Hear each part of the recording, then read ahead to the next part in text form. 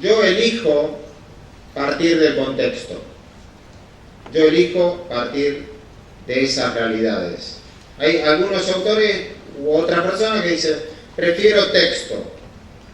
O sea, prefiero conceptos y después ir a la realidad. Yo creo que para este momento no es lo más conveniente. Hay otros que dicen, empecemos por la práctica o teorizando por la práctica.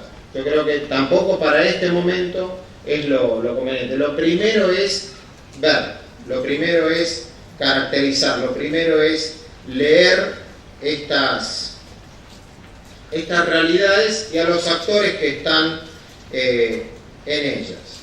Y esas lecturas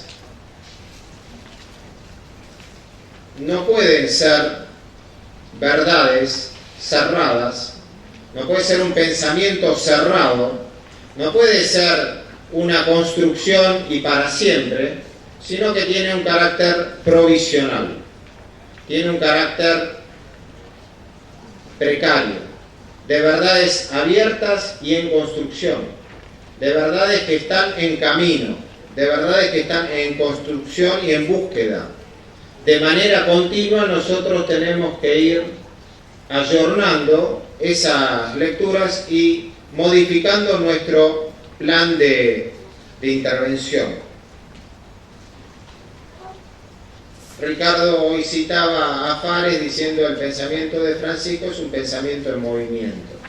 A eso me refiero. No es la verdad doctrinaria, sino es la verdad acontecimiento.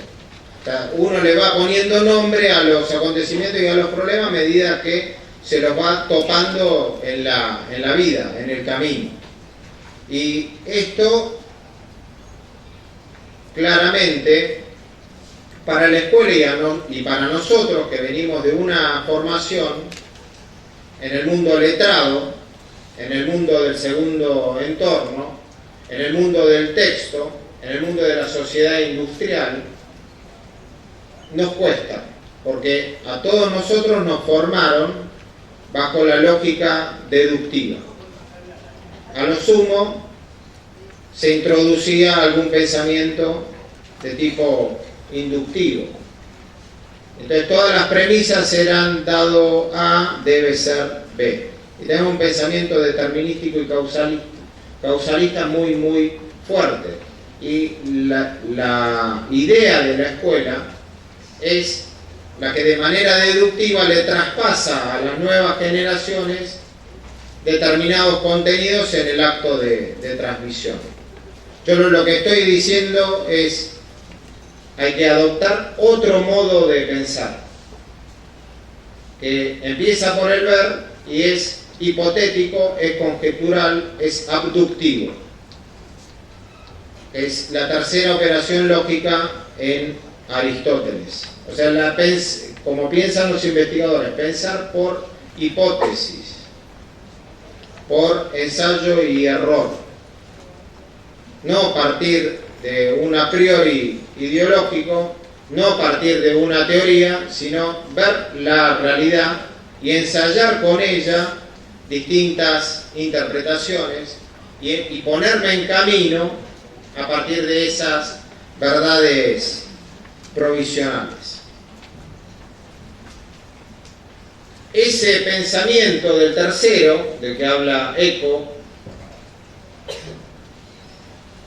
supera lo que sería el pensamiento de la contradicción excluyente o del pensamiento antagónico y opera más por tensiones polares, por lo que Ricardo presentaba hoy como ambivalencias, como tensiones. Es otro modo de pensar la escuela y es otro modo de fundar la acción.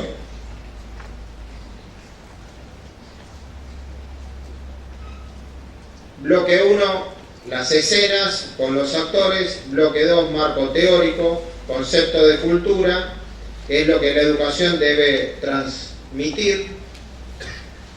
Primacía del ver, pensamiento hipotético conjetural, construcciones provisorias para armar un mapa que me guíe en la acción. Hasta acá está más o menos claro el planteo. Me voy a centrar en los próximos dos bloques en los dos temas que elegí sobre un conjunto mucho más grande para presentar la problemática de la transmisión de saberes y valores y por el otro lado el desafío de la universalización de la secundaria. Y ahí podemos volver a una fórmula simple de inicio de la modernidad. Comenio decía, para la educación es enseñar todo a todos.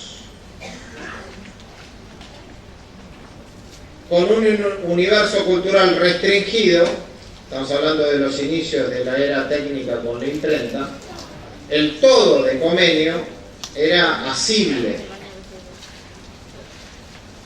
Nuestro todo hoy, ¿qué significa? El todos de Comenio del siglo XVI era el de los hijos pudientes, de las burguesías urbanas. El todos actual nuestro, ¿qué significa? Entonces, nos plantea absolutamente otro escenario y es sobre eso sobre lo que me voy a detener.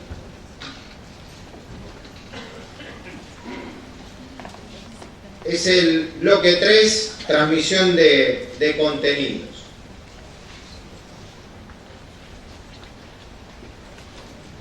A mí me gustaba Serrat y me sonaba una canción el otro día que decía: a menudo los hijos se nos parecen, ¿no? Y yo decía, hace un tiempo me resultaba contundente la afirmación.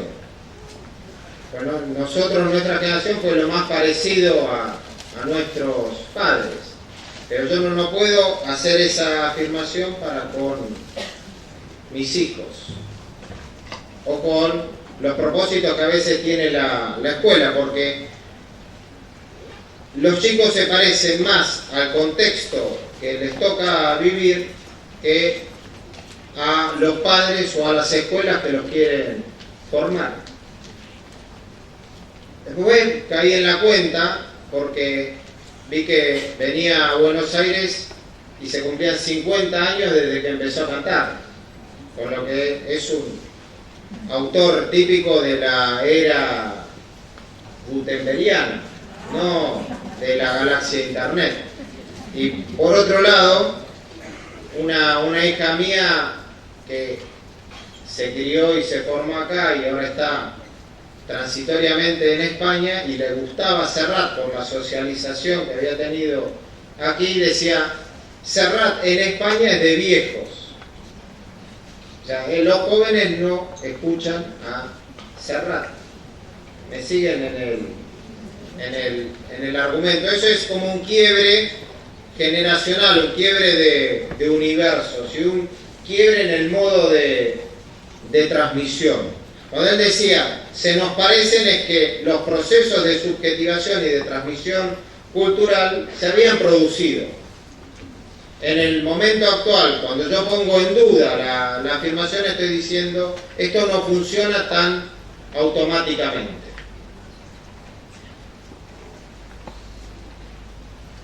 Vamos a hacer el repaso muy rápido de cómo era conceptualizada la transmisión cultural en la tradición argentina a través de 4 autores, y después voy a pasar a 3 autores extranjeros o teóricos contemporáneos que tematizan esta cuestión. El primero de los textos es de Joaquín B. González. Este texto es de 1888. La tradición nacional. Lo que hace González ahí es fijar una lectura del pasado argentino desde los pueblos originarios hasta la Constitución del 53.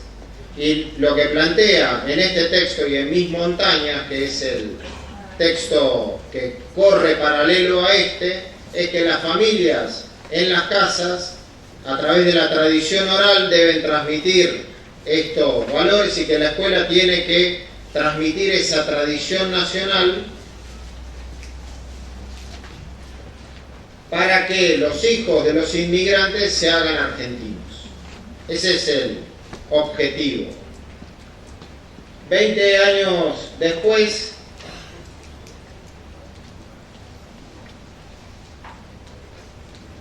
no sé si se ve en la sala. Sí. En 1909, Ricardo Rojas plantea un cambio de contenidos en la enseñanza de la historia para reforzar esa idea de hacer argentinos a los inmigrantes. En el momento que él saca ese libro, el 67% de los alumnos de las escuelas de la ciudad de Buenos Aires eran de hijos de inmigrantes. Con lo que queda claro por qué reforzaban la transmisión cultural y educativa. Ni González ni Rojas ponían en duda la eficacia de la escuela como transmisora de lo que ellos llamaban conciencia nacional. Era una máquina que funcionaba, una máquina que subjetivaba, que socializaba en esos valores. La prueba político-social en la Argentina, el radicalismo al poco tiempo, es el vehículo de ascenso de esos sectores medios y de esos hijos de inmigrantes que ya se consideran argentinos. Y eso, esa maquinaria de subjetivación fue la escuela argentina. 60 años después, Jauretche, en la colonización pedagógica, decía que había que hacer un giro en los contenidos, diciendo de abandonar la historia oficial o las miradas porteñistas o el sesgo elitista de algunos contenidos escolares, pero seguía confiando en la escuela como maquinaria de transmisión cultural y educativa. Y a los pocos años, Cirigliano, en el 73, y esto lo siguió diciendo hasta que murió, decía que el proyecto país es el currículum. Lo que la escuela tiene que hacer es transmitir la imagen que los argentinos tienen de lo que fueron, de lo que son y de lo que quieren ser.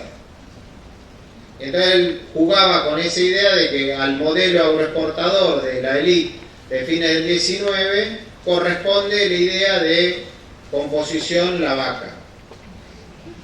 Y al modelo industrial de mediados del siglo XX corresponde en los libros de lectura una imagen de un chalet californiano, una familia trabajadora, el padre leyendo el diario, los mixtos, una nena y un nene con un jardín, y a lo lejos una chimenea humeante.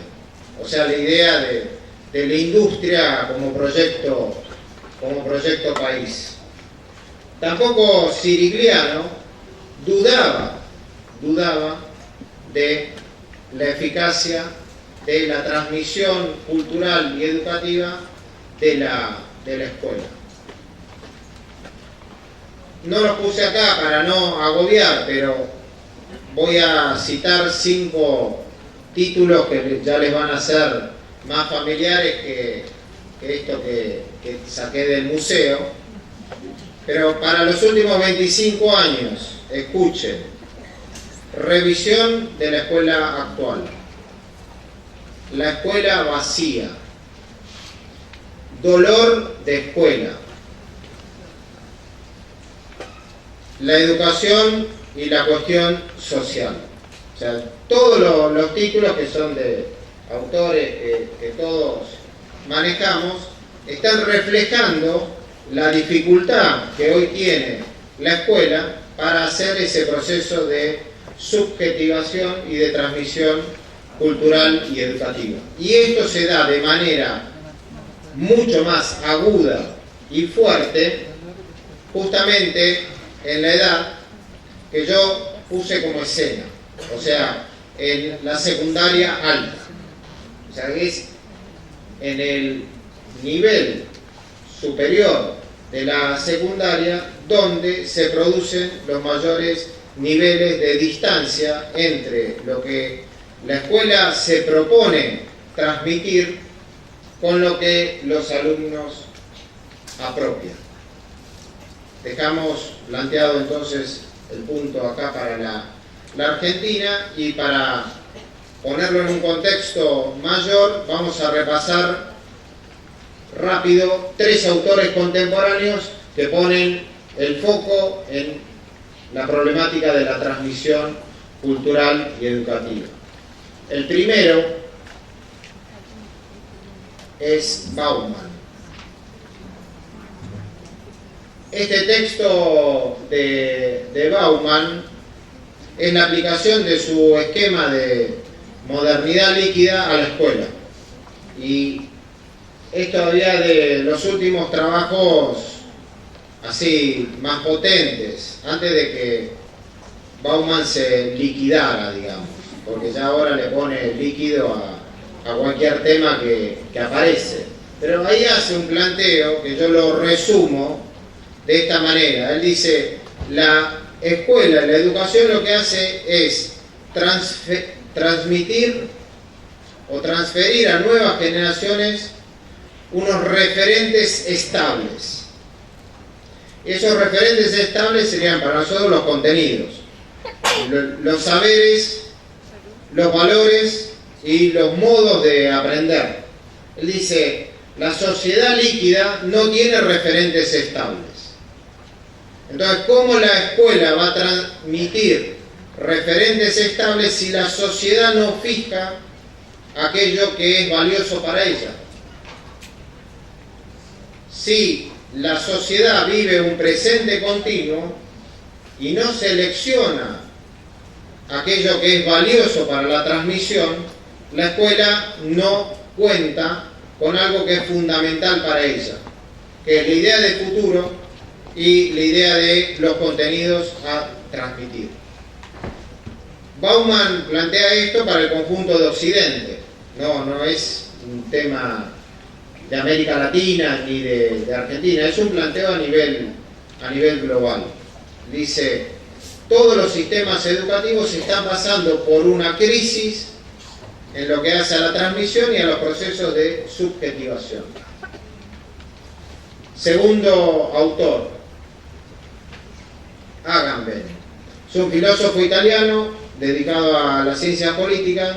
Esta es una serie de libros. Este volumen refiere a problemas de gobierno. Dice: la humanidad o la sociedad actual se gobierna por un estado de excepción. ¿Qué es el estado de excepción? Lo extraordinario, lo anormal, lo excepcional es la regla. Lo normal es la excepción. ¿Me siguen? Lo contrasta con la regularidad y la estabilidad de la modernidad sólida. Dice: en el momento actual, los gobiernos, para regirse y para gobernar, tienen que entrar en mecanismos de supresión de libertades y derechos o concentración de poder. No pensemos en nuestra situación. Él trae una cantidad de ejemplos de Gran Bretaña y de Estados Unidos, diciendo que después del 11 de septiembre en Estados Unidos se suprimieron una gran cantidad de derechos y libertades y en aras de conseguir la seguridad se vivió un estado de excepción. Si nosotros hacemos la aplicación analógica del problema de gobierno en las sociedades actuales y lo pasamos a las escuelas, en las escuelas hay problemas de autoridad y gobierno. Porque también allí los directivos no apelan a los mecanismos clásicos de soy el director y me obedecen, sino que tienen que hacer toda una serie de estrategias de todo tipo para conseguir que un determinado proyecto se comience a andar o implementar.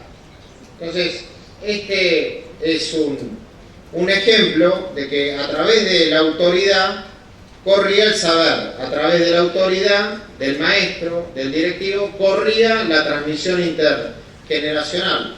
Si nosotros vivimos un estado de excepción, eso denota que hay una dificultad en el proceso de transmisión. Tercer texto es el de Serres, el de Pulgarcita. Serres es el mayor filósofo de la ciencia contemporánea.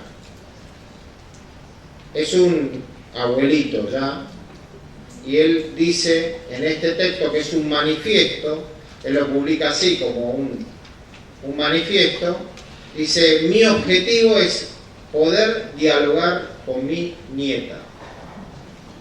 Entonces divide el libro en tres partes: sociedad, escuela, sujeto, y comienza a hacer toda una serie de argumentaciones para entender cuál es la distancia que hay entre su generación, que es la de generación formada universitariamente en la Sorbonne, con su nieta, que es una Pulgarcita, que mientras él le habla y que quiere tener una comunicación de tipo lineal, argumentada, sostenida, moderna, urbana, científica, la niña anda con el celular mirando la imagen, y él le repite los argumentos pensando que ella no lo escucha.